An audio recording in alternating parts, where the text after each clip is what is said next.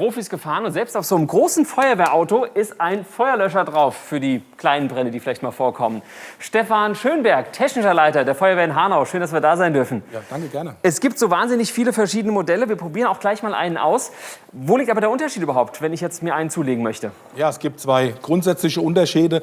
Man unterscheidet einmal einen sogenannten Dauerdrucklöscher und einen sogenannten Aufladelöscher. Dauerdrucklöscher ist quasi immer unter Druck. Das ist ein Druckbehälter, der hier durch ein Druckmanometer, sieht man das auch, immer unter Druck steht.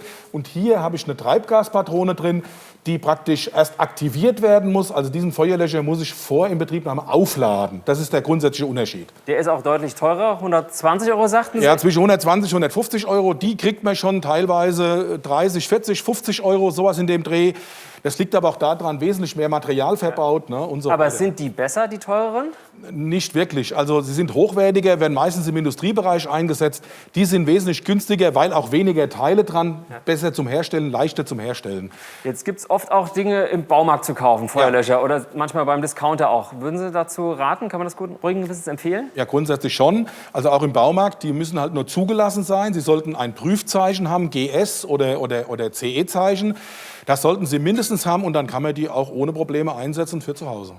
Wie sieht denn das mit der Wartung eigentlich aus? Wenn ich jetzt zu Hause zum Beispiel schon einen habe, da steht da drauf, wie lange er quasi haltbar ist sozusagen. Also nach gesetzlichen Vorgaben muss ein Feuerlöscher alle 2 Jahre gewartet werden. Ja. Natürlich im privaten Bereich kontrolliert das halt keiner. Deswegen sagen wir, also man sollte mindestens alle 2 bis 3, 4 Jahre sollte man mal einen Feuerlöscher tatsächlich warten lassen. Okay. Und wo mache ich das? Was kostet das? Feuerlöscherfirma, ich sage mal so um die 20 bis 30 €. Sowas in dem Dreh muss man schon mal rechnen. Jetzt haben wir verschiedene Modelle. Es gibt Schaum, es gibt Wasser, es gibt Pulver, habe ich schon gehört. Wann genau. nehme ich was? Was würden Sie im Privatmann empfehlen? Also man unterscheidet die Brandklassen, und zwar A, B, C, D und F. A ist brennbare feste Stoffe, B sind die flüssigen Stoffe, C Gase und so weiter. Eher für den Heimgebrauch ist die Brandklasse A, nämlich brennbare feste Stoffe, und Brandklasse F kann interessant sein, nämlich Fettbrände. Okay.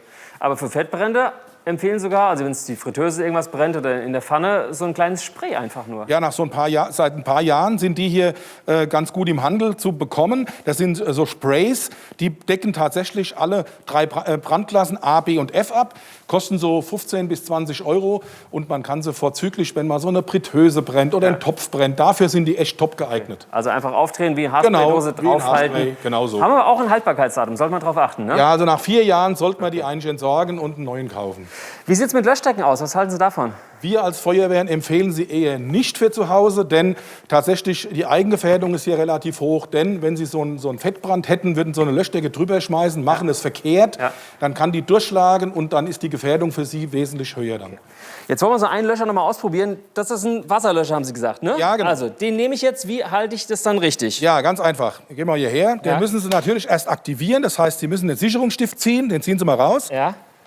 Jawohl. Okay. Hinwerfen, genau. Schlauch in die Hand nehmen. Ja. Festhalten. Festhalten, dann aktivieren. Hier oben aktivieren. Oben den Griff runterdrücken, einmal fester. Loslassen, jawohl. Und jetzt können Sie loslegen. Ach, das Jetzt, hat schon ja, das reicht schon. Reicht Ja, schon. Ah, okay.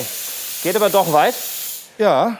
Bisschen ungewohnt. Wenn ich mir jetzt vorstelle, dass es hinter mir noch brennt und ich vielleicht ein bisschen in Panik bin, sollte man mal probiert haben, oder? Im Vorfeld. Sowas sollte man auf jeden Fall geübt haben. Wir empfehlen halt immer, nutzen Sie die Tag der offenen Türen bei den Feuerwehren, damit Sie ganz einfach sowas mal tatsächlich ausprobieren können. Und wichtig, bevor Sie den einsetzen, immer Notruf wählen, 112.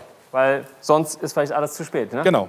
Vielen Dank, dass Sie uns das alles gezeigt haben. Ja, und wenn Sie noch irgendwie Fragen haben dazu, einfach mal bei Ihrer Feuerwehr vielleicht vorbeischauen und nachfragen. Die können Ihnen alle Fragen beantworten zum Thema Feuerlöscher, die es so gibt.